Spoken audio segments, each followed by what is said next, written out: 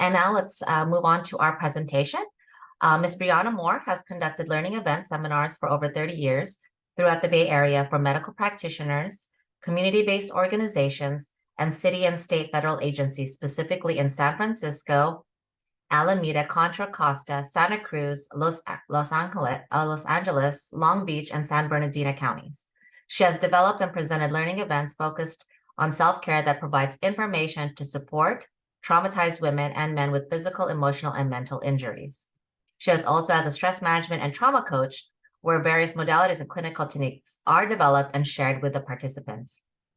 She also provides a variety of toolkits focused on healing, direction, and guidance to essential workers that provide services for their clients. The goal is to assist all groups so that they can recognize maladaptive behaviors and adapt healthy behaviors to enhance basic emotional needs of boundaries, safety, and love. Please join me in welcoming Miss Briana Moore. And good morning, everybody. It's so nice to see faces. Can people bring on just so I can see your face if you can? Then you could go back to hiding behind your name. And Coco Kids, that's cute. I just want to see if it's anybody that I've known or seen there. Have you seen me present before? Well, thank you for joining today. I'm going to go ahead and start sharing my screen. And all right. So my name is Briana Moore, and I am a therapeutic coach, and I'm also the owner of Alameda Light Education and Consulting Services. And I currently live in Rio Vista, California, which is a 55 and older community that I just really love. There's a song that tells my story, and it's by India Ari, and it's called I Am the Light. And how I got the name of my business is I Be the Light is the vernacular of I Am the Light. So like I said, live in Rio Vista, California. I have 2 grandsons. I've been retired now for 18, 19, 20, 21, 22, 23. Golly, 5 years. I can't believe it. From the city and county of San Francisco, where I work with people, with families who were unhoused. My last 2 years were spent managing the SAMHSA grant in collaboration with the Bay Area mental health agencies, and where I was the project director for San Francisco Department of Public Health for trauma-informed systems for all 9 of the Bay Area counties. I currently have a therapy practice where I'm a mental health coach and a learning event facilitator. I also was recently certified through the Psychotherapy Institute in Northern California's Society for Psychotherapy and Psychology. And after 2 years of doing this training in this field, I decided that it was not the path for me with that particular modality. I'm not interested in white-centeredness ways of being. It's my belief that the struggles and issues and concerns that people face who look like me and who look like us do require more attention, more nurturing, more compassion, and understanding. It is my belief that we thrive through communities who see us, feel us, and are not willing to blame us for our broken system. So that's my little theoretical framework. And again, our goal today is to give you some information that you may have heard before and some tools to help you remember when you are stressed out, all while trying to have a little fun. So before we begin, I want to give honor to those who came to these lands before us, those indigenous tribes who were brought here as enslaved captives, those who immigrated here to seek peace and grace. I thank you for your standing and dying and suffering so we could all be present here today to do the work necessary to heal ourselves as we work with others on their healing journey. So that's a little bit about me. And again, I think it's really important to notice how you feel. Some of the things that I may say today may cause you to feel some kind of way. If you start to notice your heart beating rapidly or you find yourself zoning out, again, please give yourself permission to take a few deep breaths. We use 4-1-5. 4 breaths in through your nose, hold for 1 beat, and exhale through your mouth to the count of 5.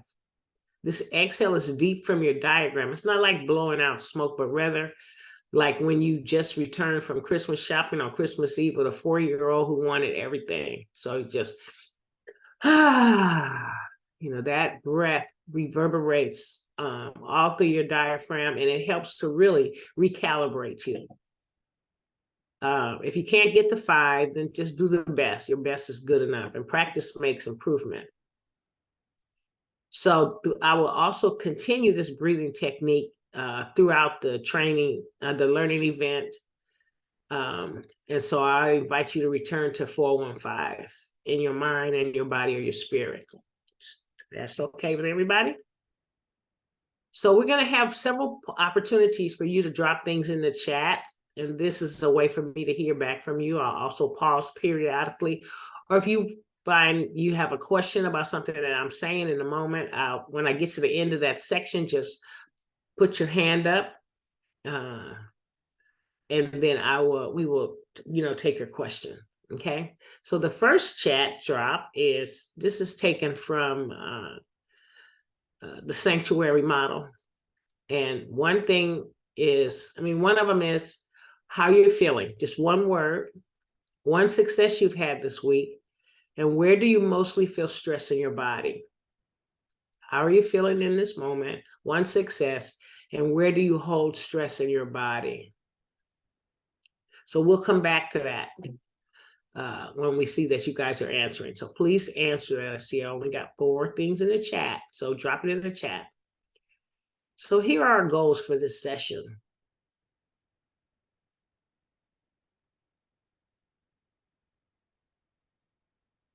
So these are the intended goals for our work together today. And again, it's not my intention to cause you any trauma or stress, but we know that intentions have impact.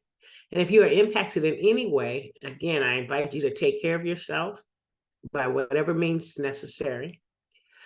We all know that everybody needs a therapist. So please reach out to your personal support network or your therapist if something that really causes you to feel activated. And while we move through this material together today, you may notice that you're not breathing. So just pay attention to when you breathe and how your body is feeling. Whenever you talk about trauma, people feel traumatized. So I just want to give you a heads up on that. So these are our goals for today. We're going to look at some self-care ideas and personal and professional strategies to protect ourselves. We're going to look at the differences between similarities and the difference and similarities of burnout, compassion fatigue, vicarious trauma, and secondary traumatic stress. I want to help you understand the impact of grief and depression, both the physical and emotional signs and symptoms of it all. And then finally, knowing the differences of post-traumatic growth, resilience, and recovery for both individuals and managers. So we're going to touch on that a little bit. And then on September the 20th, I'll expound and go into that in greater depth. Anybody have any questions about where we're going? People are not, okay, filling up the chat. That's good. I see that now. So take a moment and think. Has anybody not experienced stress within the past week, month, or over the past 18 months to 2 years? No stress. If you have not, then you want to raise your hand and let me come and touch you. Because we're in very stressful time these days. But chronic stress and trauma can affect our health, our relationships, and our work. Can we think about the past couple of years where we were quarantined, isolated, homeschooling, working from home, mask and hand washing? And actually, some of you are still doing that, especially with the rise of COVID coming back. 19% of people I heard on the news are now being hospitalized again. So I believe it's here to stay, and I believe it's our responsibility to make sure that we care for ourselves and others. So let's keep our current stressors in view. An accelerated heat for the past month, pandemic changes to lifestyle, day-to-day stressors such as money for basic essentials like food, clothing, and medical needs. Worrying about those you serve and having enough resources because your resources are so limited.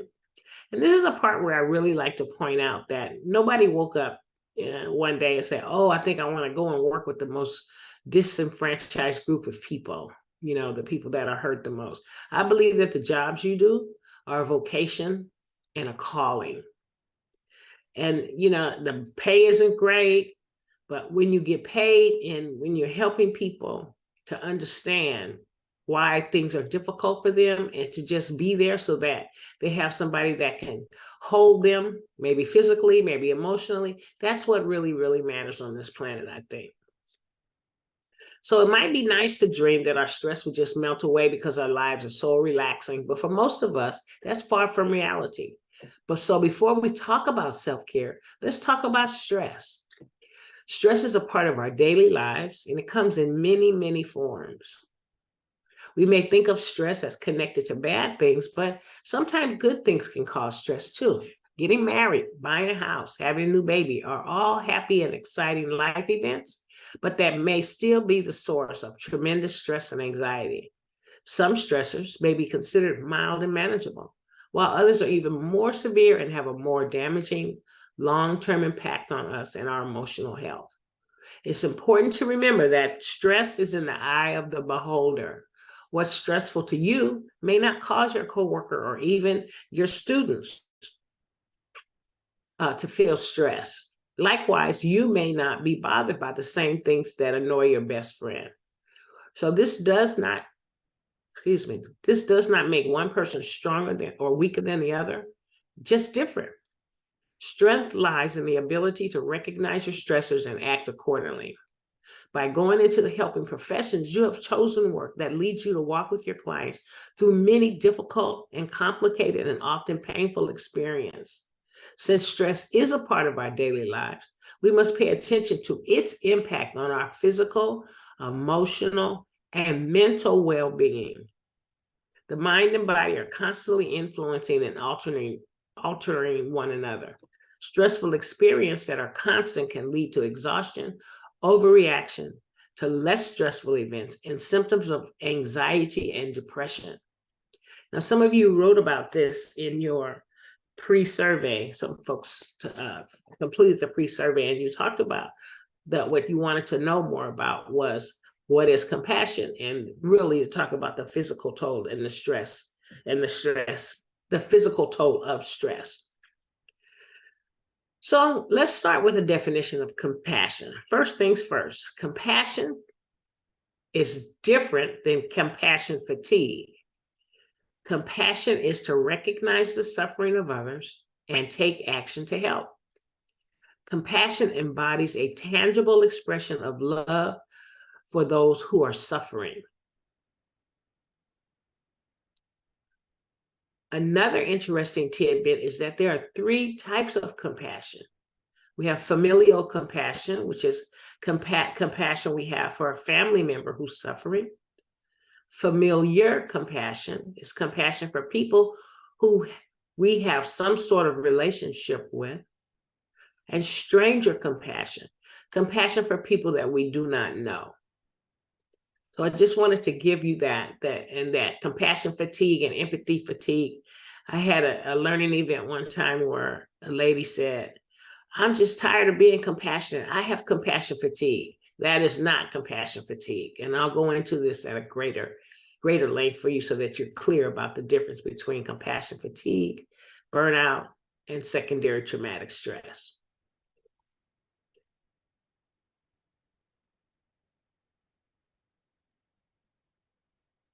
So, Catherine, let's take a look at the chat now and see what people were sharing. There are some folks that are sharing some of their feelings of Mm-hmm. calmness, anticipation, feeling tired, anxious, feeling good, accomplished, decluttering. feeling exhausted, feelings of productive, completed some tasks this morning. And yeah, feeling chill, accomplished getting my week organized. All right. Mhm. Okay, great. Thank you, Catherine. Mhm. So now let's move on to stress. I love this little this little cartoon here. It says, I'm a little stressed right now, so just turn around and leave quietly and nobody will get hurt. You remember feeling like that some days? It's just like, I just want to be alone. I just don't want to be bothered with anything or anybody. Like I want to put myself on a timeout. So we all have stressful situations in our fast-paced lives these days. And as the country continues to open up and people are removing their masks and we're limiting our physical distance, we're gathering and hugging and dancing. But before we go too deep, it's important to know and understand the different levels of stress, anxiety, and chronic stress. So number one, stress. The definition of stress is overcome with life pressures, causes the hormone adrenaline to be suddenly released. This results in it from a sensory stimulation. So if you see something, you hear something, you taste something, you feel something, or you smell something, it could cause you to feel stressed out, right? But when the stressor is removed, then the body returns to the normal settled state. Breathing slows and heartbeat slows. And as I said before, stress can be a positive motivator, like when it helps you to avoid danger or meet a deadline. Then there's anxiety. Anxiety's definition is stress that continues even long after the stressor is moved. So what you see, hear, taste, feel, and smell is no longer in your presence, but you still have the feeling of doom, where you feel like you have a panic attack, which feels like a racing heartbeat, sweaty hands, feet, and face, shallow breathing, difficult to grasp a full inside and inhale or exhale. So anxiety is when the stressor is there, is no longer there, but you're still having a reaction to it as if it was still there. It could be a memory, a childhood memory. If you had some event that really caused you to feel hurt or harm or in danger, and when you think about it, or somebody replicates that behavior, or somebody touches you in a way that's unsafe or not familiar or unwarranted, then you could feel some anxiety around that as well. And then finally, chronic stress is the response to emotional pressure suffered for a prolonged period of time in which an individual perceives to have no or little or no control. It can occur in our responses to everyday stressors, as well as exposure to traumatic events. Oh, shit. And I told everybody to silence their phone, and I didn't. Sorry about that. I had this little button. I apologize. So chronic stress, you feel like you have little or no control. And this can occur as a result to everyday stressors like social media or the news. The news is very traumatizing these days. And even if you make a decision not to watch the news for 30 days, which I would invite you to start, try a week. Don't watch the news for a week and see if that has any different effect on your chronic stress level. So a little bit deeper into this, you have different types of stress. You have positive stress, tolerable stress, and you have toxic stress. So positive stress is how we react normally to life when tense situations come up. Like when your boss says, hey, let me talk to you for a moment. Does your heart skip a beat? Tolerable stress is when life happens, but you have a support circle in place. Think about how the children, adults, and families you serve and how they depend on you when a crisis occurs. You are the buffer. Who is your buffer? Do you have an accountability buddy? Accountability buddy is a person that will grab you and take you away from a situation before you make a critical decision that could cause somebody harm. They might give you some water or take you for a walk around the block just so that you can recalibrate and calm yourself down. In other words, they got your back. And finally, toxic stress is prolonged activation of the body's response system due to frequent intense situation. Witnessing the shooting of unarmed Black men causes me to feel toxic stress.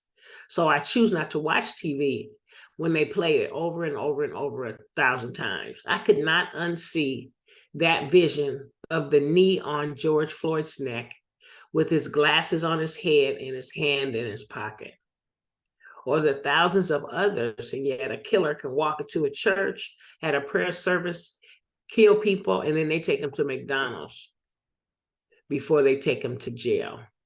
I want to invite you to take a breath. These examples might cause you to feel some kind of way, right? So positive stress, an example, is the first day of school or work. Tolerable stress example is a loss of a family member, but with supportive buffers in place. And toxic stress is witnessing domestic violence in the home or chronic neglect.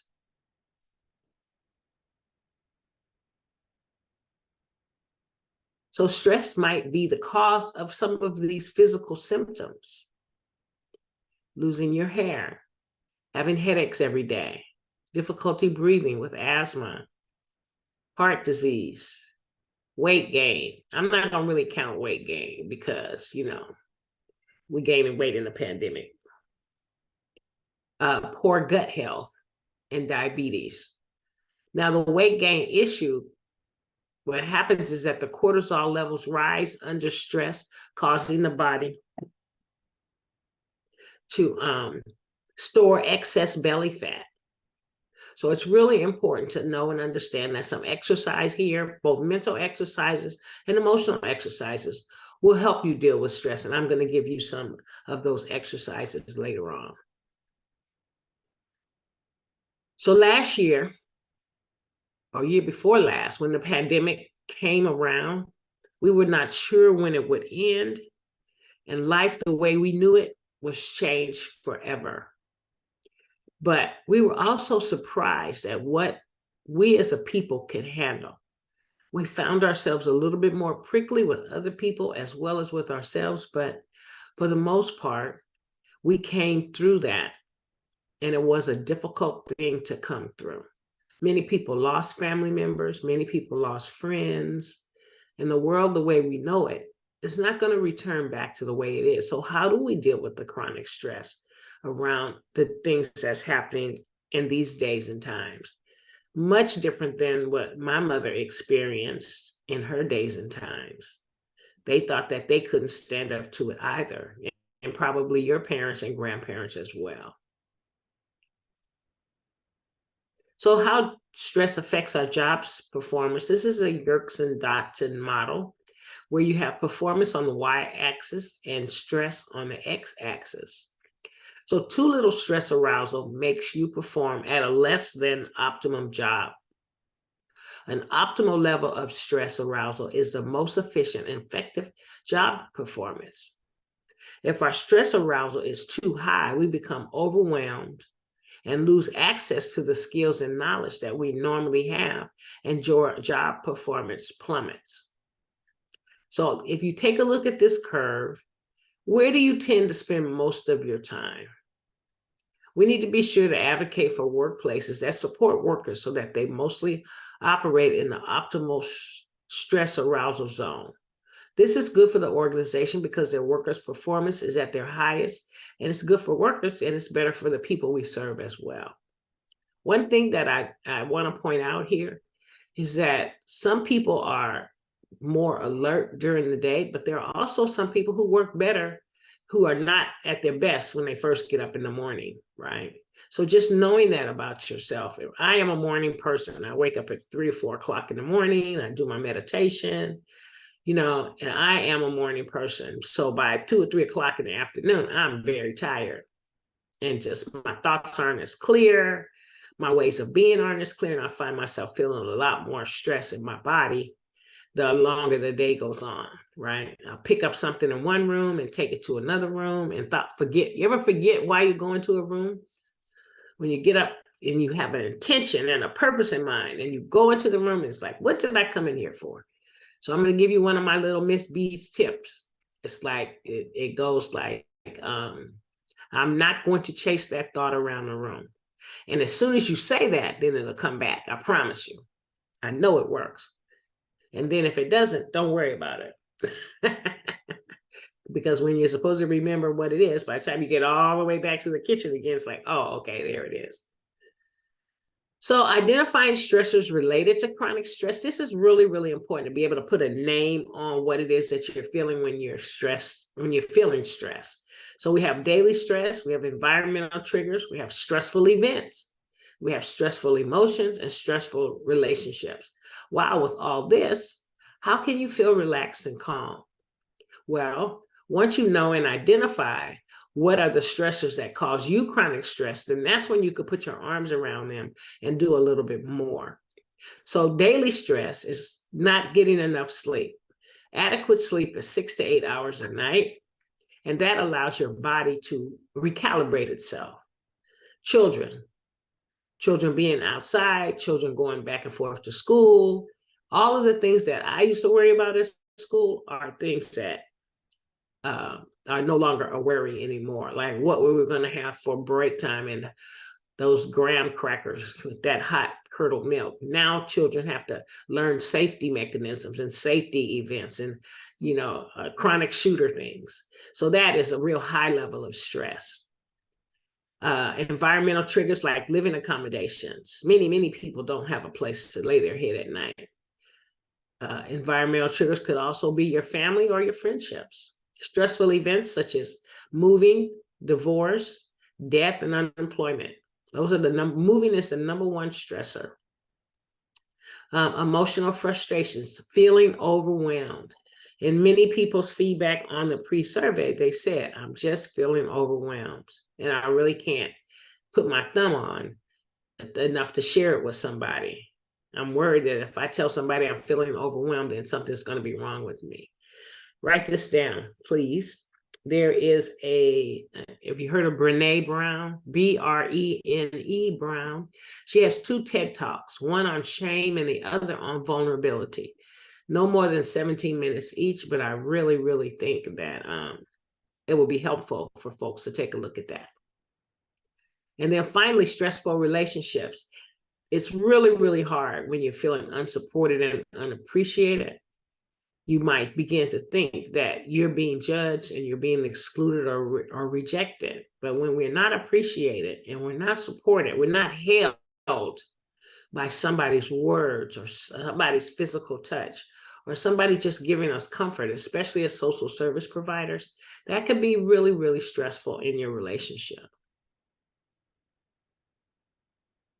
So there are some things that are within your span of control. And there are other things that are not within your span of control. You might want to take a picture of this slide because some of the things that's really important here is to recognize what is in your control. What do you give energy to? What are your own goals? How do you handle your challenges and boundaries? Where do I stop? Where do I end and the other person begins? What does it feel like when I'm being a boundary basher? How do you spend your free time? What words do you speak to yourself? What words do you think about yourself? Your thoughts become actions, and those actions could become habits. So we're going to look at that a little bit later too. So just identifying the stressors related to chronic stress. Remember those things that were outside of your control, other people's actions, the past, other people's opinion of you, how people take care of themselves, what people think about you, the future, what happens around you. These are all things that are outside of your span of control. So you have a precipitation of some event that you cannot control. You have different thoughts and emotions around it. You have we call this your critical voice. Your critical voice. I call it just a little monster sitting on your shoulder, and it will critique everything you wear, everything you say, everything you think. And you could have these ruminating thoughts over and over and over again that are not healthy for you. I want to invite you to check out Louise Hay. Louise Hay, Louise, Hay, Hay. And she has some affirmation cards. I use these affirmation cards with my clients. And the way that I use them is I have them pick a number, and then I shuffle the cards. And if they say 7, I pull out cards 6, 7, and 8. And you'll be amazed how the card in front of it, the actual card and the card behind it, it really, really, really is right on time most of the time. So your thoughts and emotions, those ruminating thoughts. And then you have the physiological effects we're going to talk about in a second: fight, flight, freeze, and fawn. And then your brain has an automatic response based on your past responses. So you might have this thought and then you just do the same thing over and over and over again. And sometimes it's not healthy. So the purpose of affirmations is to change the way that you think about things that you have thought the same way about in the past, that you get rid of and untangle that automatic past programming response. So let's talk a minute about trauma and the impact of trauma on our daily lives.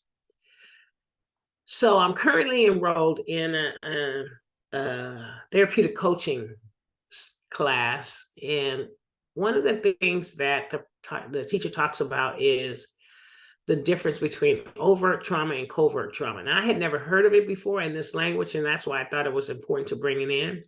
So overt trauma are the events that are fairly obvious.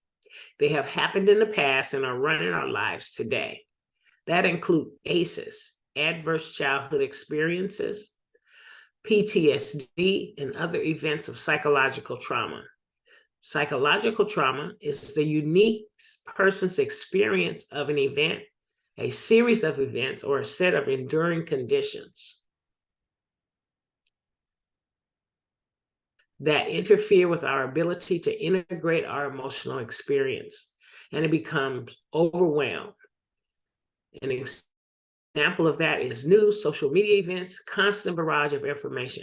I don't know if any of you are old enough to remember Walter Cronkite, but when I was growing up, Walter Cronkite did the news. He came on Channel 5. He came on at 6 o'clock. It was over at 6:30. Now we have constant barrage of news 24 hours a day. And even if you don't want to pay attention to the news, your phone continues to give you the news that you don't want. Somebody happened with this, and somebody got killed over there, and or you have the Amber Alerts, and just so much information that's coming at you over and over and over again. And that causes you to have psychological trauma. That's where you think about it all the time. Covert trauma are much less obvious events. And since they're not so obvious, no help is requested or offered. They can happen one time or repeated. Finally, just because they are not obvious does not mean it's not having an impact. Unlike overt trauma, covert trauma operates in a more concealed manner. It often presents an outward appearance that may seem non-threatening, loving, or caring. However, beneath the surface, covert abuse is controlling, dogmatic, and leaves no room for autonomy of others. Covert abuse or covert trauma is often characterized by what is withheld rather than what is overtly dished out.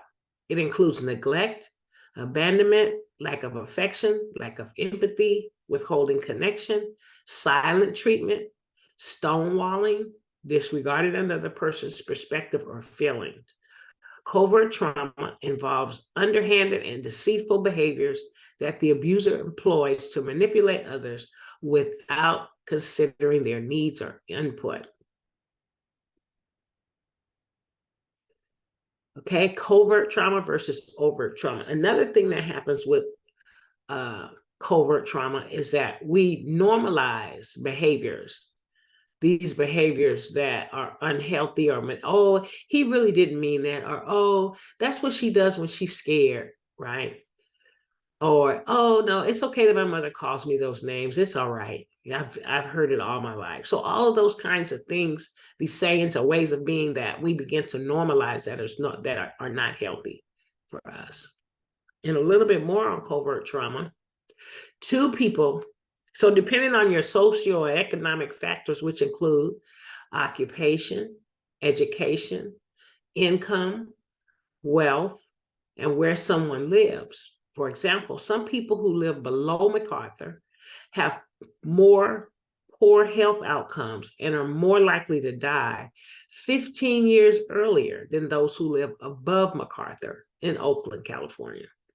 Of course, race and intergenerational trauma are key significant factors. These are episodes of covert trauma that have become normalized and integrated into daily lives. Some people can't afford to live above MacArthur. Some people can't. I can't afford to live in the city that I was born in, San Francisco. So let's take a look at some key points from the last time. So what is trauma? There are a lot of different perspectives and opinions about what trauma is. I have researched this notion to be able to have a deeper understanding. This model is the model we've been teaching at Trauma Transformed, the organization that did TIS 101. It's a very simple model that explores trauma as an event, an experience, and the effect. However, like I just told you about the covert and overt from conscious life. But how we understand trauma, we will understand what happened. So we have an event that's an actual danger or threat of harm. And they have the experience of fight, flight, or freeze, and you're helpless to escape. Now, you can't say, oh, I'm going to fight, oh, I'm going to run, or I'm going to freeze. It's an automatic experience. It comes from an automatic response within your own natural system, within your nervous system. The body responds. And this response can overwhelm the brain or body.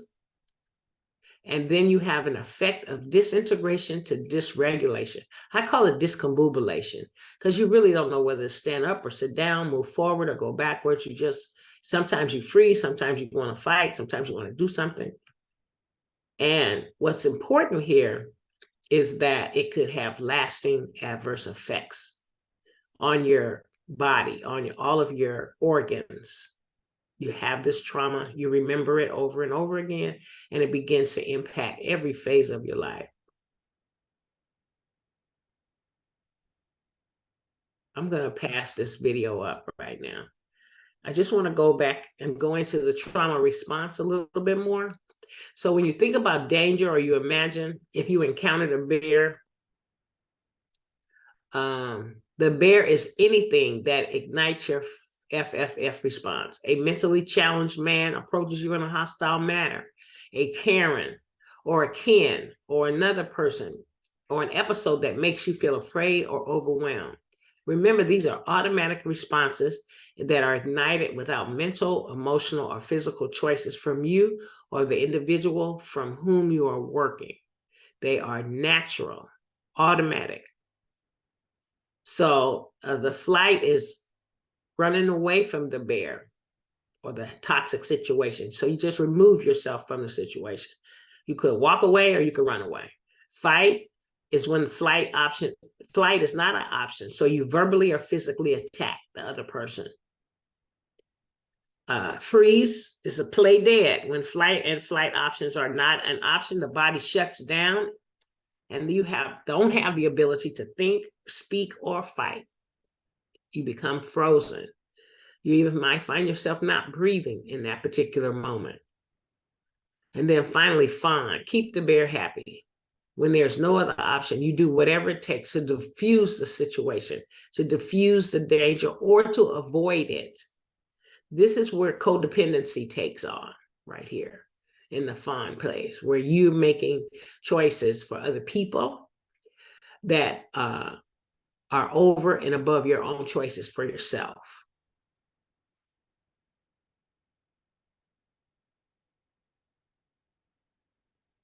So these are the noticeable effects of fight or flight. Many people are already familiar with these. With your pupils dilated and you have shallow breathing, Your perspiration becomes more intense. Your heart is beating faster. Your shoulders and your neck muscles become tense and stronger. But these are the hidden effects that you may or may not know. Cortisol is a chemical that's released in your body that's meant to calm you down. But too much cortisol will affect your organs. Your blood pressure and your blood sugar is increased while depressing your immune system. So that's in conflict with one another, right? Adrenaline is released to increase your strength for fight or flight, but your brain and body gets ready for action, so you can't go to sleep.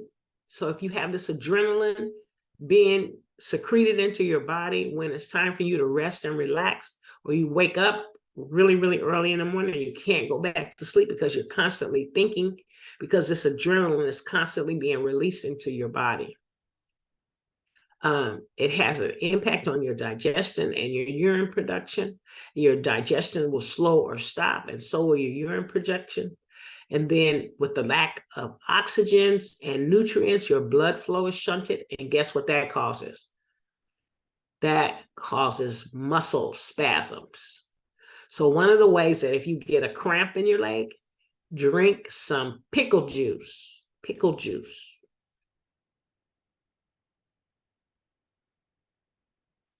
Then we're going to talk just this last section here on the window of tolerance. So this concept of the window of tolerance affects the hyperarousal and hypoarousal. Hyperarousal is when you're feeling anxious and out of control, like you want to blow your top, or the fight phase here. Hypoarousal is when you are,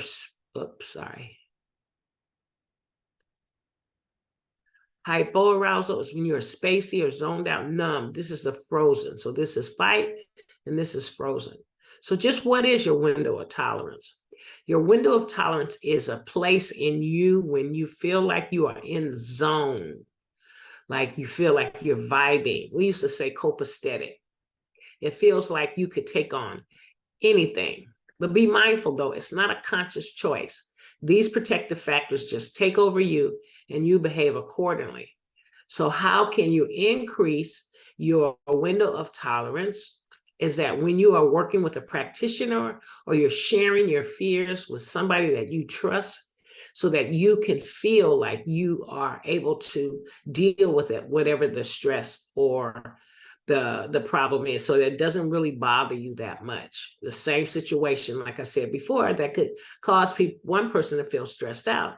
If you are more comfortable in yourself and you're breathing regularly and you're doing your daily meditation, your window of tolerance will have a tendency to be a little bit more open. But if you're constantly remunerating about stress and you're fearful and you have a lot of anxiety and you have constant headaches, then your window of tolerance is slower and I have a tendency to throw you off balance or throw you off your game. So I'm going to take a stop right here and come on and see if anybody has any questions about what we covered so far. Anybody? Is anybody out there? Is this making any sense? Yes. Okay. Thank you.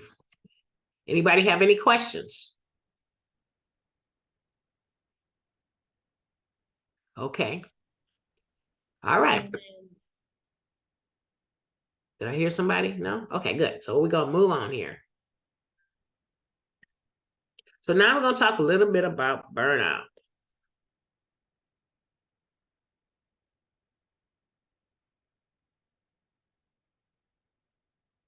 Sometimes this computer does what I don't want it to, pardon me. So burnout is usually the result of prolonged stress or frustration, resulting in exhaustion of physical strength, emotional strength, and or motivation. This is from Maslow, a researcher. So burnout tends to be associated with the workplace, and it's often predictable outcome when the work environment demands a great deal from workers. One of the characteristics of burnout is that it occurs over a fairly long period of time, and it is cumulative. It does not afflict the person after one bad day. Burnout is associated with unsupportive management, lack of challenges in the workplace, low salaries, and difficulties providing client services. It can also lead to impaired decision-making and other conflicts related to the client-helper relationships. A battery is a useful metaphor to describe burnout. Imagine that the energy is produced from a small battery in your body. As you expend energy throughout the day, power is drained from your battery. Through breaks and lunch and laughter and feeling good about your work and receiving compliments and so forth, your battery is recharged and you continue to function well. What would happen if there was not enough positive input from your work and life outside of work to recharge your battery? Here's a story that I want you to think about. Peter has worked as a teacher's assistant for 10 years. He always excelled at his work, and whether anyone needed something extra done, he would be the first to volunteer. He worked many nights and often took work home. He's asked for a smaller caseload, but his manager was unsympathetic, saying that his years of service should make his work easy. In addition, the agency has suffered cutbacks in staff resources. As a result, he has not had any professional development opportunities for 3 years. Over the last year, colleagues have noticed changes in Peter. He seems quiet, never comes out for lunch with his coworkers, and is always tired and behind in his paperwork. He is often late for work, which is very unusual. Peter finds it hard to get up in the morning, and when he thinks about work, he feels angry and resentful. He watches the clock when he is at work and can hardly wait to go home. That is an example of somebody suffering from burnout. You may experience one of these elements more than others. Having more than two is a big red flag, and something may be more present in this disconnection phase.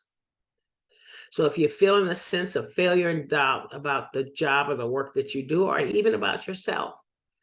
Number two, you're feeling helpless and trapped and defeated, and things just don't feel like they're working out. Number three, you feel very alone or detached. Number four, your motivation. You're increasingly moving more to be cynical and having a negative outlook. And then number five, a decreased satisfaction and sense of accomplishment. So when you first started the job or when you first started in the field, it was the opposite of all of these. You felt self-confident. You felt like you could conquer the world. You felt like everybody was on your team. You were motivated to make some changes, and you felt satisfied, and you had a sense of accomplishment. So what do you need to do to get back to that place? That's a question that you have to answer and ask for yourself.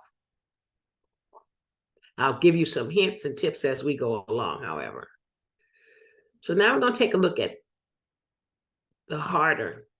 Catherine, are you there? We have like 3 more comments in the chat. Can you take a look at those? Sure. There are a couple of comments about some things that they do to help recharge is by taking a lunch walk every day, getting fresh air and daily workout.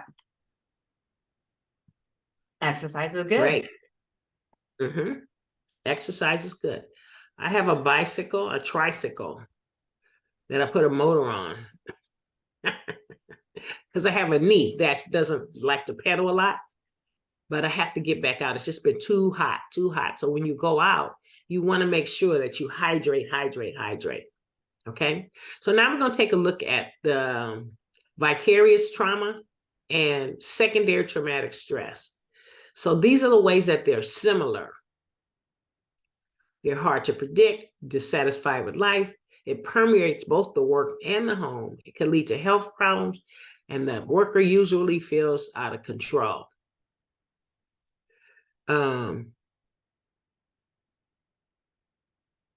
So comparing vicarious trauma and secondary trauma, they are not diagnostic, but they can help in flagging a concern.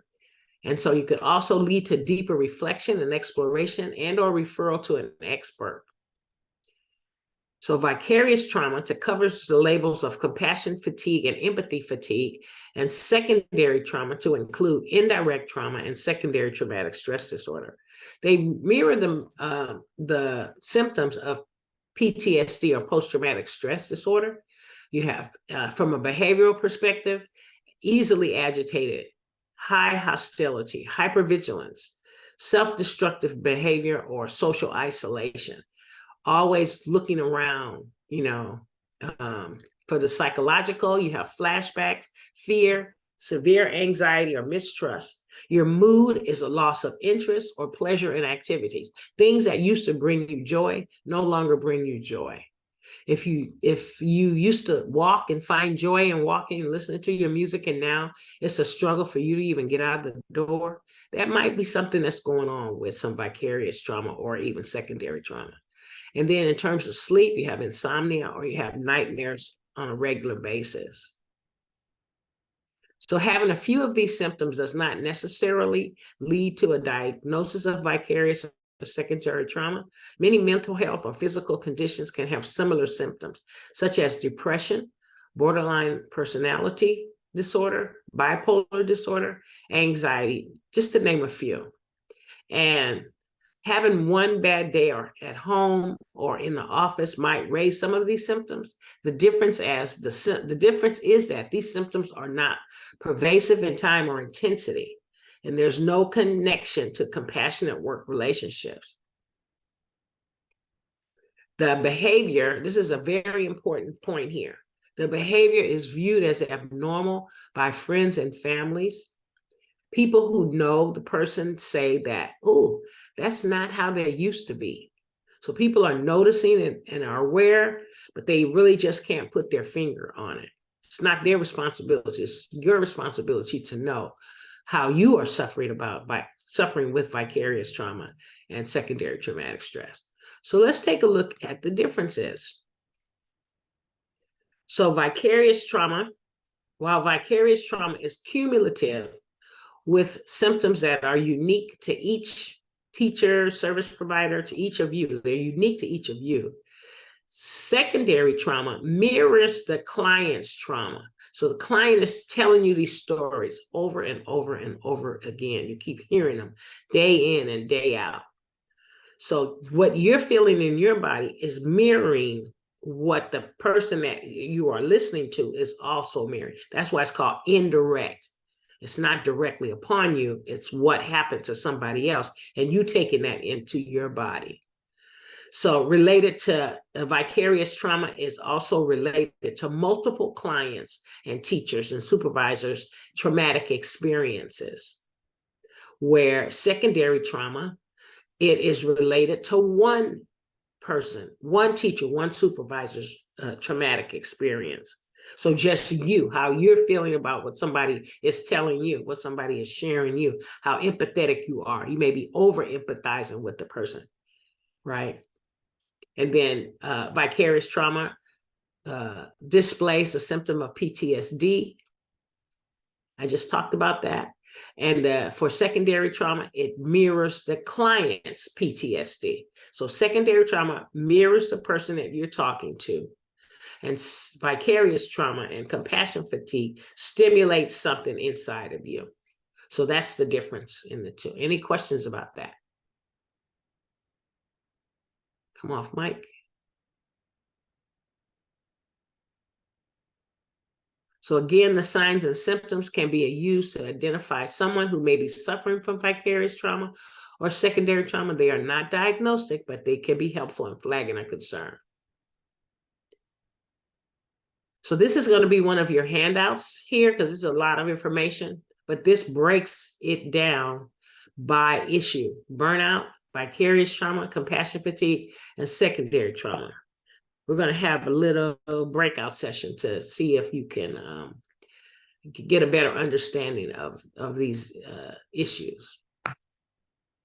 So some signs and symptoms. We have a range of behaviors and symptoms that are associated with stress, burnout, vicarious, and secondary trauma. Unfortunately, there's not a specific list of behavior.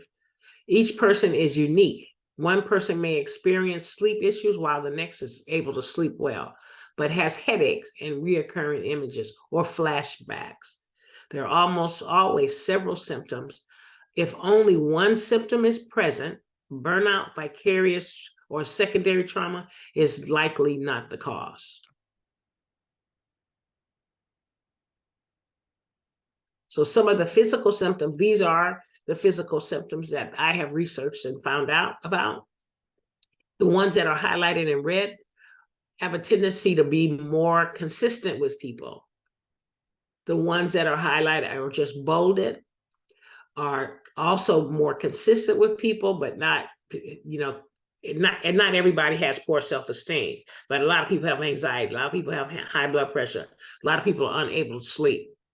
A lot of people have depressed, and autoimmune system issues like fatigue, joint pain and swelling, skin problems, abnormal pain or digestive issues, reoccurring fever or swollen glands, or autoimmune system. 2 or more of these, you probably should see a medical professional. So these are the physical issues. And then emotional issues, common behaviors and emotional signaling. All of these are really, really important to notice. And nobody can tell you have them. Somebody might notice it, but you might feel it within yourself, right? If you don't feel good about yourself, if you don't have clear boundaries, you're more moody and irritable than you used to be, disconnected, feeling powerless, mental lapses. You open your mouth to say something and nothing comes out, right? You begin to feel social withdrawal, or you feel guilty that you're doing too much or that you're not doing enough, or you feel guilty because you don't have the resources to be able to provide for the people that you serve. If your job is to help them find housing and there's no housing available, that could make you feel some kind of way. If you don't have enough resources to perform your job, the things, like I said before, the things that don't give you joy, you find yourself vegging out and binge watching television or binge watching on Netflix rather than focusing on something that's outside of your home that could make you feel, or that you used to find joy in. Taking off a lot of time from work, your life has no meaning. I was working with a nurse. I was doing a trauma-informed learning event for San Francisco General Hospital's, the nurses in the neuro part of the hospital. And I said, what is a neuro nurse? And she said, oh, well, we take care of more severe injuries like stroke victims, gunshot to the head. And she just said it as if it was just like matter of fact, right? So the loss of meaning and value. And so she said, I said, so how does that affect you every day? And she said, well, some of my friends say that, I'm not who I used to be and things are different about me. She says, I said, well, how do you know that? What's your evidence of that? She said, well, my son came in the other day. He's 5 years old. And he said, mommy, I hurt my wrist. And she said that she told him, oh boy, go sit down somewhere. Nobody shot you in your head, right? And so you have a tendency to not care about the things that used to really, really matter to you, right? You just kind of numb out on everything. I just thought this was a cute little picture. So now we're gonna have a little breakout session. And you're gonna be put into different breakout sessions. And just each group, just pick one of these that you want to answer based on these answers here, right? So you have that in your handout. So the answers are all right here. I just want to make sure that it's sticking and staying with you. So we're gonna, some group is going to take 5 conditions when you hear burnout, 5 conditions when you hear vicarious trauma, secondary trauma, and then think about how they're different and how your accountability buddy can help you when you experience symptoms of burnout. So the last 2, just really, what are the differences between vicarious trauma, secondary trauma, and burnout. You have your water. I've been talking about some really hard things. You can all take a sip of water. I popped into some of the breakout rooms. You guys are doing a good job discussing the principles. And I wanted to just say talk a minute about why I started doing this work.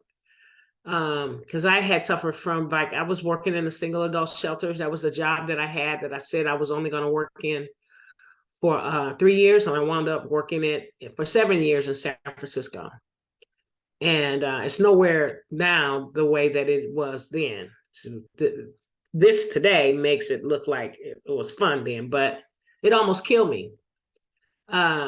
I had what we call conversion disorder. So I was taking all of these people's stories and I was helping the clients and I was a project manager. So I was also helping the directors of these 7 shelters and just helping people to try to navigate the system that we had. San Francisco was pretty robust and pretty, people were coming in from all other states because San Francisco shelter system was so good and careful. We had Interfaith, which moved over the winter. And then we had the other one we had 7 shelters, 2,180 shelter beds. So that's a lot of people to try to navigate. And so I was hearing people's stories and listening to them and caring for them and all that. And I lost the use of my arm. And I used to have locks. And so if you have locks, it takes 2 hands to do that, right? But the pain was so intense. So I went to Kaiser and they did what they do. They gave me some medicine and I started taking this medication for the pain. And nobody was coming to check on me. My house got darker and darker. My life got darker and darker. All of the symptoms of vicarious trauma started to hit me as well because I was starting to take all of this into my body. It was secondary traumatic stress. Other people's stories, I was taking it into my body. I lost the use of my arm. So I actually thought about taking my life. And it was a real serious thought. And but what stopped me was I saw my son telling my grandsons that Nana died. I saw my best friend telling all 8 of her grandchildren that sister baby died. I got up, went back to Kaiser, got a doctor. She's still my doctor today. She ran me through some tests. Now, if you know anything about the Kaiser system, there's nothing that's going to happen immediately in Kaiser, right? But she ran me to some tests, gave me an MRI, a DRT, a KRB, found out that I had a pinched nerve. Now, I am a certified trauma specialist. And so if I didn't know about this, I began to worry about you people, the people that are on the front lines that may not know, might be experiencing this for themselves, but not know what it is, right? So I developed these learning events. The first one was self-care for the caregiver over 20 years ago. I was giving it away until I came upon Alameda, first 5 Alameda. And provided, so I've upgraded it and upgraded the material. Needless to say, I didn't kill myself, but I find joy in sharing this information with people that maybe it just might save somebody else's life, that you're not alone when you're doing that work on the front lines, and that the behaviors that you're noticing, you have to talk about them in your teams so that people don't feel shame about talking about them or feel vulnerable. So that's why it's important for you to look at that video from Brene Brown on shame and vulnerability. Anybody saw that before? Anybody hip to Brene Brown? She my girl. I love me some Brene Brown. And she makes normal things seem, the hard things seem really normal, that it's not a bad thing. So yeah, so I just want to share my story. I'm not ashamed of it at all. I think it helps people. So we're gonna go back to sharing the screen. And thank you guys for your participation in the breakout sessions. I hope you're able to gather some. We'll gather some of your thoughts at the end when I ask you, tell me one thing that you learned today. So be prepared for that.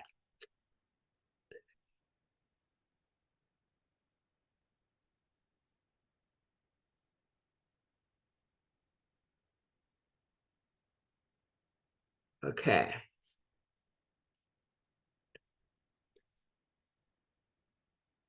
So the other thing about this particular slide is that you could take it back to your teams and you'll have the handouts as well. You'll be able to, review the information with your teams so that people can know that and have these particular traumas normalized for themselves.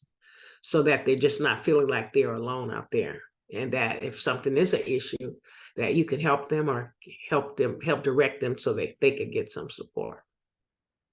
Now we're going to transition into grief.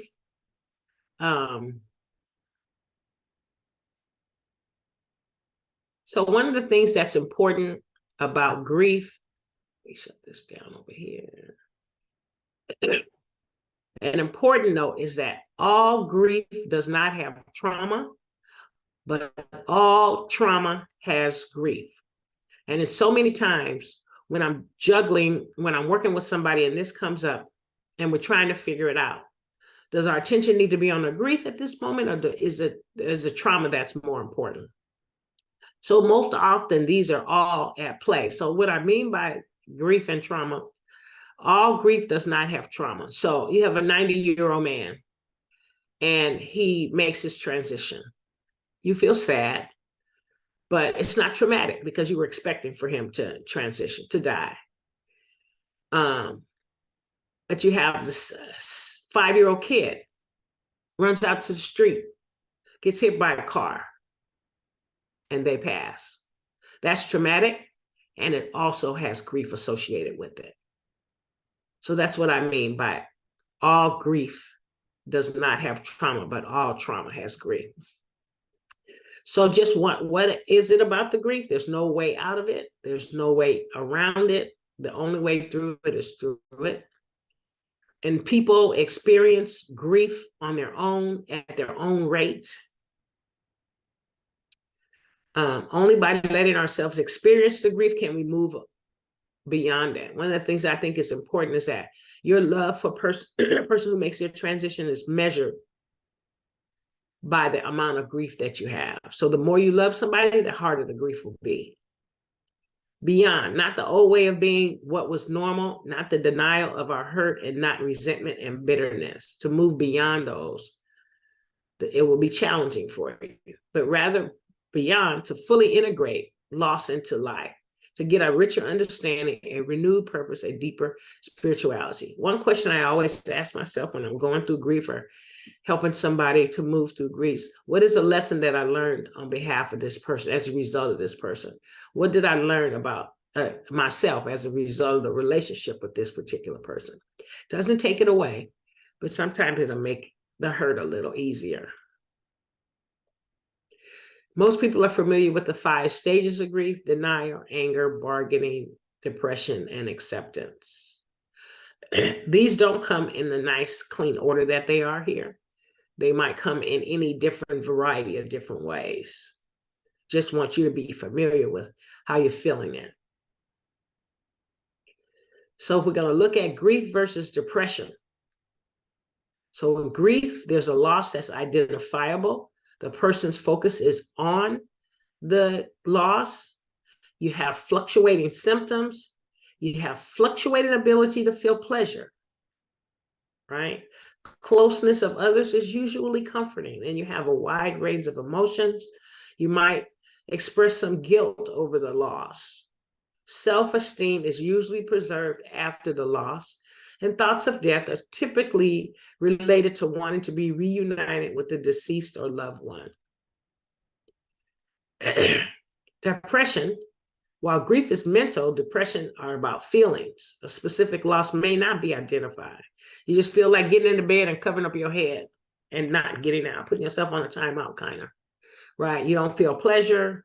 You don't have joy anymore. It's a prolonged mark of functional impairment. I say you get up and go and got up and went. Persistent isolation from self and others. You just, being around people is just too hard. I just can't be around people. You feel stuck, guilty, worthless, and self-loathing. Thoughts of related with feeling to worthlessness, undeserving of life, unable to cope with the pain. That's severe depression. That is not healable on your own. It requires the help of a practitioner, a mental health practitioner. So if you're feeling depression up to 2 years, just day in and day out, and you're constantly feeling it, that needs the help of a medical professional. But one good note is when Michelle Obama said that she felt she was going around the country and talking about all of the ongoing racial tensions and COVID and all that all of this may have affected her mental well-being. Well, she's my girl and I really admire her. So I said, wow, if she could talk about having the fact that, she's feeling a little bit off and she's had some difficult days where she feels a low-grade depression, then we are all able to do that, right? And there needs to be no shame in it at all, because we're human beings. So these are the physical, mental, emotional, and spiritual. And the word I couldn't think of in emotional, when the lady said to her son, oh, nobody shot you in your head. She was suffering from blunted emotions. So your emotions are blunted. The things that used to impact you before no longer impact you as severely. Short fuse, tearful at any time in any place. Don't know why you're crying. Just start tearing up. Tear up more often than not when you hear somebody's story about their life, their traumatic life or way of being, right? The physical body aches and pains, I've talked about that a little bit, but a general feeling of being nervous, like you just have this low-grade tremor all the time. Let me show you what I look like when I'm doing that. So you have like this little low-grade tremor and it feels like that, right? And I call it vibrating through your body. You just have this little vibration. It's your nervous system is out of balance. And then your mental, again, your thoughts are confusing. Somebody was mentioning this in one of the breakout sessions, that your thoughts are jumbled, you can't concentrate. Your administrative tasks, you have to be reminded of things more often than not. Right? You used to be able to do them and kick them off and have it done, and you were organized and all that. And now it's not like that. And you, on a spiritual level, you might have anger at yourself, anger at the deceased person, and you might even begin to lose some faith in your spirituality.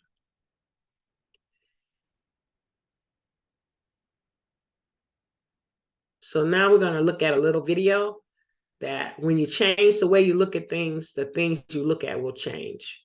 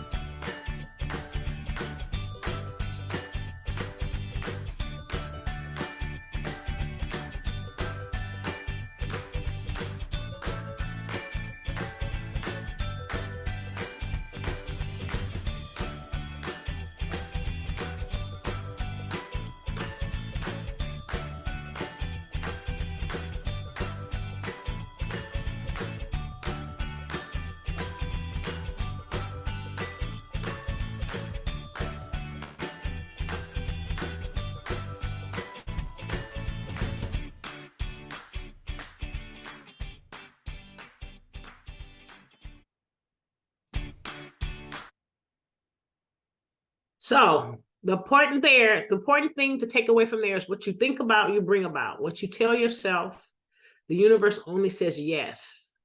So if you have negative thoughts about yourself, that's not good. If you have a negative thought, because it's just a regular pattern that you have, you just say cancel, cancel. And get these affirmations, and it will help you reshape how you think about yourself and the work that you do. You do matter. So now just take a look at just a little bit here, because next on the 20th, I'm going to go over this in great detail in terms of post-traumatic growth. So I'm going to skip that part, just give you a little skim of that so that you'll come back. Ha, ha, ha. So trauma can have long-lasting and broad impact on our lives that may create a feeling of hopelessness. Yet when we focus on our strengths and clear steps we can take towards wellness, we are more likely to be resilient and recover. So this is what I'm going to cover next time, a lot more detail. But resilience is about bouncing back. Post-traumatic growth is about bouncing forward.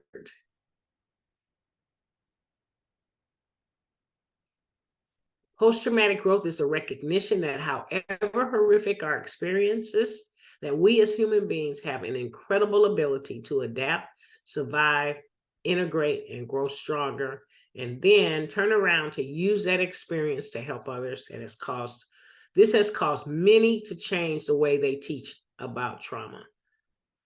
So I'm not going to go over these because this is going to be in the next presentation. But if you come back, what I want you to think about is what's gotten you through. What is one thing that you're going to keep as a result of the pandemic? And what is one thing that you're going to give away? Like before the pandemic, I did not have a green thumb, and now my home is filled with plants, and I'm very good at them. You know why? I read them affirmations every day. I talk to them when I water them. I play them music. Now, this is a real old lady thing here. All my plants have a name. Don't judge. So now we're going to talk a little bit about self-care. Resiliency is the ability to bounce back from life stressors in life. So if you take the ACEs test, Adverse Childhood Experiences test, there are 10 elements there. If you go to ACEs too high, ACES, you'll also find a resiliency assessment there. And I think it's important for people that if you give them the ACEs test, then you also want to give them the resiliency test. One relates to what individuals are responsible for, and the other is what leadership or agency or organizations are responsible for. So here are some of your individual strategies. Take a moment to drop some of your individual strategies that have helped you become resilient. Eating right, exercising, social connections outside of work, hobbies, getting a massage. Write this down. This is a spa in San Leandro, and it's called Psy Spa, Psyspaa. Excellent place for rejuvenation, even group rejuvenation. They have a hot tub, they have jacuzzis, they have a cold, they have a meditation room, and then you could get a body scrub or different types of massages. So one of the things that's really important about having these individual strategies is asking for help. And asking for help includes taking time to take care of yourself, right? Take a moment and drop some of your personal strategies in the chat if you would.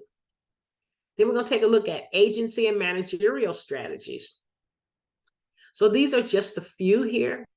I want to tell you one of the things that's really, really important that helped me with my supervisor. The last manager that I had was the best manager that I had in 50 years of working. You know why? Because when we sat down to talk, he heard me. But what he did first is he offered me a cup of tea. So if you supervise people, I strongly suggest that you get a tea bar in your office. And when you have supervision on a regular and consistent basis, the first thing you could do is offer somebody a cup of tea. No matter how upset you are, no matter what happened, you just can't do it in an angry way with a cup of tea in your hand, right? Or if you are subordinate and you have a supervisor, you could take your supervisor's some different types of teas and set it up in her office. Say, this is what I learned today. Trust me, it really, really makes things go smoother. The other thing that's really very important in agency and managerial strategies is that you have fun, that you design activities where people can see the human side of them, not just a professional side all the time. Demonstrating appreciation for staff is just something that's really, really small that you can do. And then allowing them to have access to you for support and help, and that you listen in a non-judgmental way. And how to do that, I'm going to include that in the resiliency and the post-traumatic growth presentation on the 20th. So finally, these are some more elements. You have this in your packet to how to provide a support environment where people succeed. Now we're going to take a look at self-care as we come to it up upon the ending here. Great. What is self-care? You get to inventory your self-care needs. What is your physical condition? Put that on a scale of 1 to 5, 5 being great, 1 being not so great. What are you aware of in your body? How can you tell when your body is out of balance? When your mind is out of balance? Are you kind to people? What choices do you make for yourself? How do your choices for yourself bump up against choices that other people make for themselves? Do you prioritize your choices? Attention, what do you give your attention to? What are your priorities? Are you curious? What do you wonder about? What do you explore? How is your community? You might not have any to give anybody. If you work in the community, you don't have anything else to give to the community. That's okay. It's a priority that you give your attention to. How do you shut down and take care of yourself? How do you ask for support? What gives you pleasure? What are some of the things that used to give you pleasure that no longer give you pleasure? What can you accept about yourself? What can you accept about yourself? Okay. So drop your self-care strategies in the chat. I see them building there. And I'm going to you also have a couple of tools to help you. But this is one that I use all the time that I really, really like. And this is a 5 senses. You also have this as a handout. So if you're feeling anxiety, or if somebody you're working with is feeling anxiety, or you could start your supervision with this exercise, or do it in the classroom with your students, or do it with other folks, do it with your partner, do it with your kids, right? So it's 5 things that you can see, and then take a deep breath in through your nose and out through your mouth. And take it slowly. 4 different things that you could touch in the room. Another breath. 3 things that you can hear. 2 things that you could smell, and 1 thing that you could taste. And this will bring you back into the here and now. I say it will help you put your mind where your feet are. Okay, the 5 senses exercise. You also have in your packet the butterfly hug, which is another one of my favorites. So take your thumbs, you can do this with me. Take your thumbs and cross your thumbs like that, and then put your hands on these 2 nodules right here, on your chest right here, right? So that, and then you tap it in this area. And you should begin to feel some like goosebumps. If you don't feel the goosebumps, then you're too low or too high. So you will close your eyes. It's receive better if you close your eyes and you just breathing slowly. And you also have this in a handout, but the butterfly pat. It's like, you know, how when you pat somebody, it just makes you feel a little bit better. Well, you get to pat yourself and feel a little bit better. Okay. And then you also have an exercise of calming, hypervigilance, paranoia. And that looks like this. So when you put your hand on your head, make sure you have your baby finger on your eyebrow, right? And then at the back of your head, above your neck, right above, below right at the base of your head, but not your neck. And then you're going to take a deep breath. And you're going to say, I am calm. All is well. And everything always works out for my highest good. Then you're going to move your left hand to your heart and repeat those affirmations again. I am well. Keeping your finger on your eyebrow. I am well. All is well. Everything works together for my good. My favorite saying is already all right. It's already all right. Right. And so there are 5 of those that you go through, but I just want to point out how you must have your baby finger on your eyebrow because this stimulates. It's kind of like acupuncture or acupressure. So when you do that, you know how when you go, oh my God, that's actually really good, right?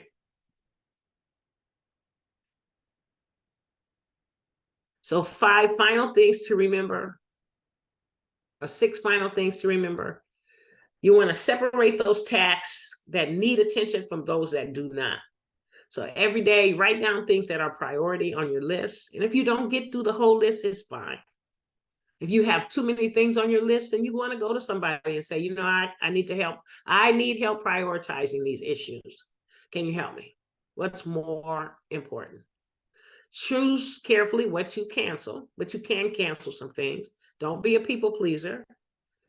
Don't speak negatively of yourself. Remember, what you think about, you bring about. And again, write things down.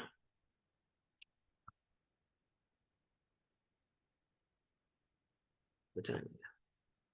Okay, good. So now I'm gonna show you one more little 3-minute that I love. Have you, anybody seen this before?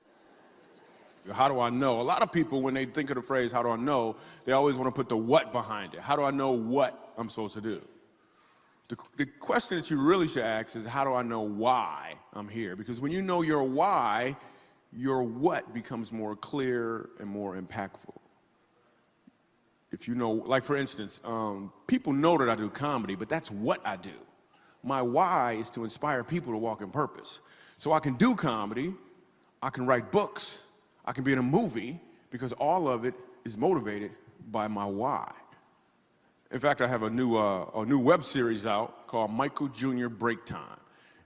We probably just did the 6th episode. It's on YouTube. So every single Wednesday at 3 o'clock, we drop a new episode on YouTube of Michael Jr. Break Time.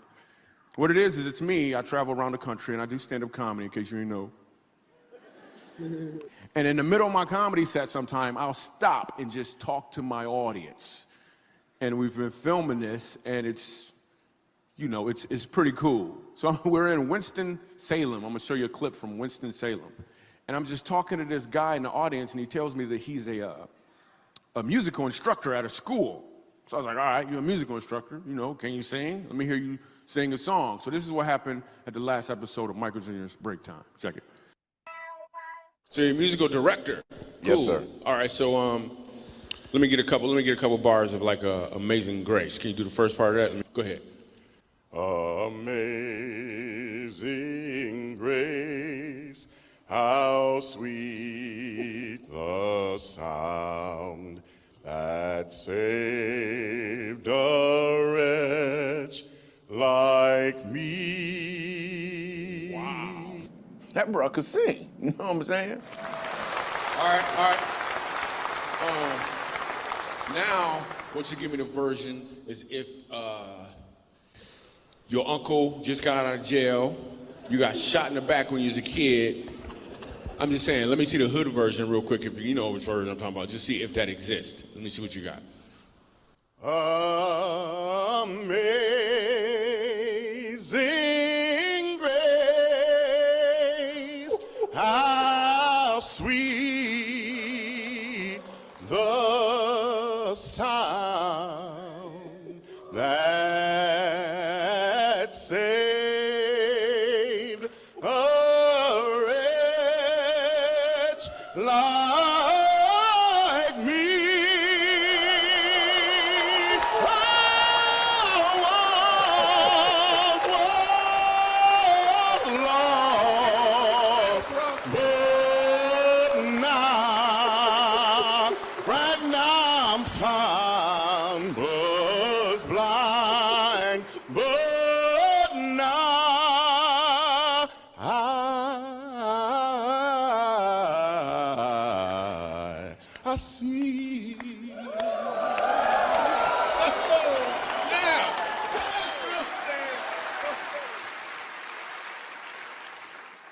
Okay. Here's what I want you to catch. The first time I asked him to sing, he knew what he was doing. The second time, he knew why he was doing it. When you know your why, your what becomes more impactful because you're walking towards or in your purpose. Yeah.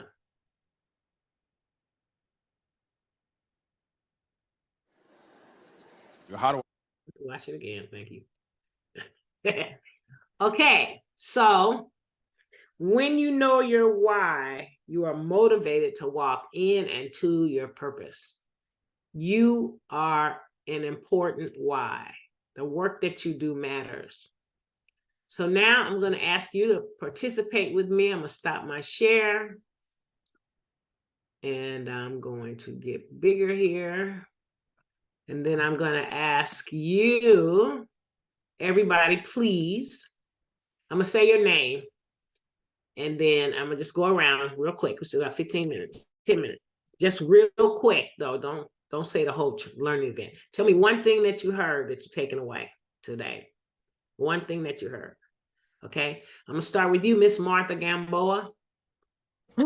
Thank you for that. Everything was perfect, but my wise, that is my favorite part.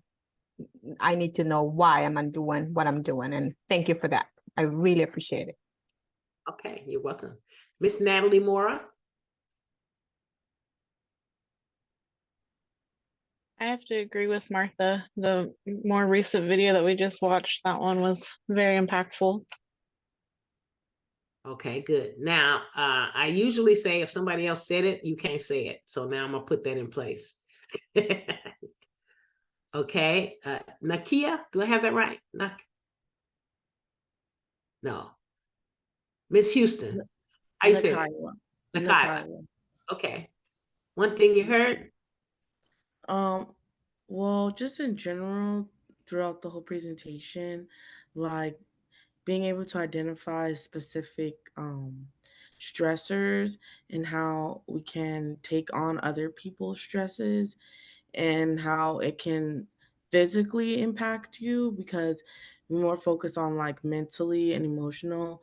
And I think realizing that stress can also like physically affect you, and being able to put a label on it and like have those technical words was interesting to learn. Great, thank you. Miss Rios, are you there? Can you turn your camera on, your mic on? I tried to turn it on. It's not working. Okay. Yeah, but I'm here. Okay, one thing you heard? Y'all gotta keep Um, it short now because I only got 10 minutes. I think it's important to do the self-care part so you don't get burnt out. Mhm. Yeah, so I Excellent. like that part. Great. You got some good tools for that. Okay, Miss Kanoe, Keonoi, Kanoe. Yes, hi. So I think we've just been having a lot of work here. So I co-kids. So I think when you said the work that we do serves a purpose, I think when I keep telling myself that, right, then it makes me want to do the work, and it makes me have more energy because it does have a purpose, right? So then it is important that we refuel and be re-energized so that we can continue to do the work that we do. So Excellent. that's very that hits home around this time here. Excellent. Thank you. Miss Judy. My gosh, all of it was so good. Thank you. All of it. I love the why, but I'll come original. I really like the component about grief and trauma. I think it's really important. Grief and trauma are so intertwined in so many ways. And I took a lot out of that segment, all of it truly, but I did take a lot out of that. Great. Thank you so much. Welcome. This was great. Thank you. Good. I love it when people say that. That was wonderful. I think it's important work. Thank you. Thank you. Yaneth Rojas. Are you there? Okay, Maritza Escobar. Hello. Something that I thought was really important was identifying and knowing who the buffer person is in your life, or in the situation that you're in. So just identifying that person or people around you can really help bring down the stress level and calm you down and just bring everything back down. Excellent, thank you. Miss Bethina?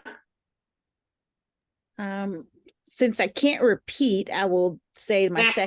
the second thing that really stood out for me was the signs of between the differences and similarities between burnout, vicarious trauma, or compassion fatigue, and secondary trauma or indirect trauma. Excellent, thank you.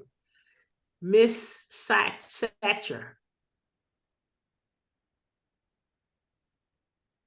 Hi, Miss B. That was a great training. But something I'm taking away is a lot of the different terms that you brought up that I never heard of, because I have taken several trauma trainings, but I never heard of overt or covert trauma. So that was very interesting to learn about. And then also how you added that fawn part, I think it was to the fight, flight, and then what is Freeze it? and Fight, flight, and freeze. And then you added that fawn part. I never heard that term before, so that was interesting too. Right, I'm glad, thank you. Okay, Miss Seeley? For me was the accountability buddy.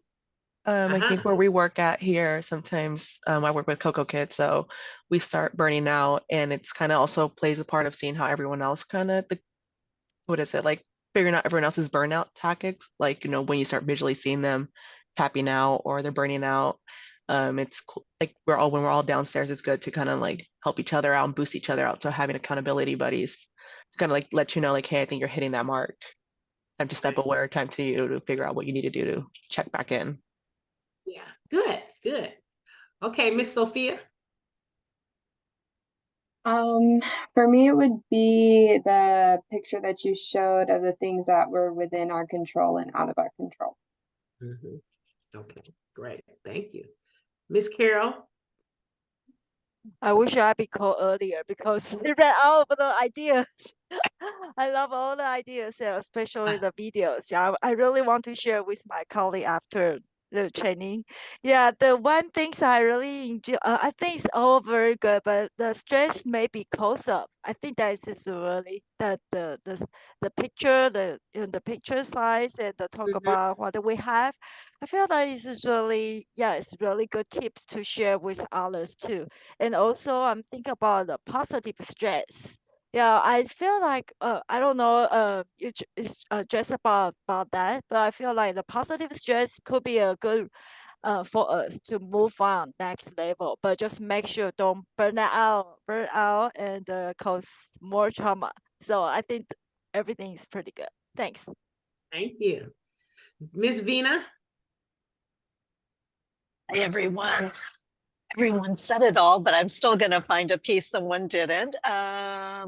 Resiliency and self-care, and with that, post-traumatic growth and resiliency, and how we do that in our own lives and pay that forward with the families we work with as well, and with those in our lives, because I think that's an ongoing piece.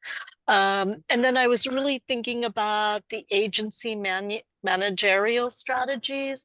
So that's sort of been coming up in discussions here at work in different areas. So that I feel is something to bring back and sort of see if those things are there where we feel them or don't, and where is that place for the discussion, because we can do things on this level, but sometimes it's not on that level. And that goes back to what we have control of and what we don't. But thank you as always, Miss B. It's lovely to be part of this and see your beautiful smiling face. I think it's been a while since I've been on one of your trainings. And there's always something new. Always something new. It's always evolving. And I'm gonna take that, pay it forward. You're gonna hear that again. I'm still in that. Miss Dania, D-A-N-I-A. Hello, Ms. V and everyone. Everyone has said pretty much everything, but what really stuck out for me was paying attention to your thoughts and really speaking out and thinking of the positive and what you could accomplish. within your work, within your home, within your clients. So that was it stood out a lot. And I did enjoy this training. I hope to be in another one soon. Oh, thank you. And it's what you think about, you bring about. That's all you got to remember. What you think about, you bring about, right? And I want to also invite you to stop calling these trainings. My coach told me training is what you do with dogs. These are learning events. Now you have to undo that thinking process. So it's going to take a lot. You're going to say train. Oh, no, learning event, right? Miss Deysi. How you say that? Daisy. Daisy. Oh, duh. It looks harder than it is. For me, it's definitely resilience and self-care because we definitely have to be aware of that. But I definitely enjoyed the whole entire presentation. Thank you so much.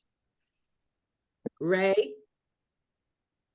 I feel like a lot of people said most everything, but I think the RAS, the reticular activation system, was nice to learn about, and I think I've heard about it before, but it's good to be reminded about it. And what you think about, you bring about. I think that's really powerful.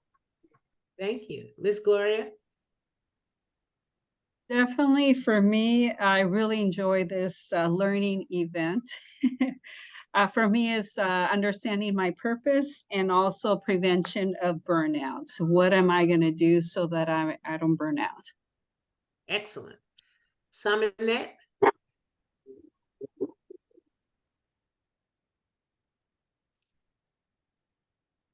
Okay. We have 1 minute. Anybody else? Lisa, Latanya, anybody has something? I can share. Yes, ma'am. Okay. Go ahead. What stood out to me was the types of compassion. I hadn't heard that before. The stranger compassion, someone we know, as well as family. Excellent. Latanya? I would say, besides knowing your why, the comparison between grief and depression. I've learned about each one, but I've never seen them compared and contrasted. So working in education, just seeing when we get these kids in our laps or in our faces, whether to identify if it's grief that they're feeling, which a lot of kids are these days, as opposed to depression. They label it depression because they don't know any better, but it could be grief or, so that was huge for me. Thank you. Okay. Anybody else? Yeah, for me, prioritizing our health is the best way we can do to keep us healthy. And distressing is one way we can prevent us getting sick later on because we know how bad that stress can affect us mentally and physically. Exactly. And they're all connected. Your mental, your emotional, and your physical. They're all connected. You'll have a thought and you'll feel it in your body. So you ask your people when they say, oh, I'm feeling stressed or I'm feeling hurt. You ask them, where are you feeling that in your body? Where are you feeling that in your body? And they say my chest or my heart. You know that they're heartbroken. Some severe trauma has happened. Or my throat. They can't speak their words. Or their back. They're burdened. We have a lot of burdens. So notice where you feel it in your body and notice where the people that you're working with are feeling it in their body. Your family members too. So thank you so much for being a part of this learning event today. I appreciate each and every one of you, and I value the work that you do. And really, if nobody told you that you matter today, know that Miss B thinks I matter, baby. Don't get that wrong.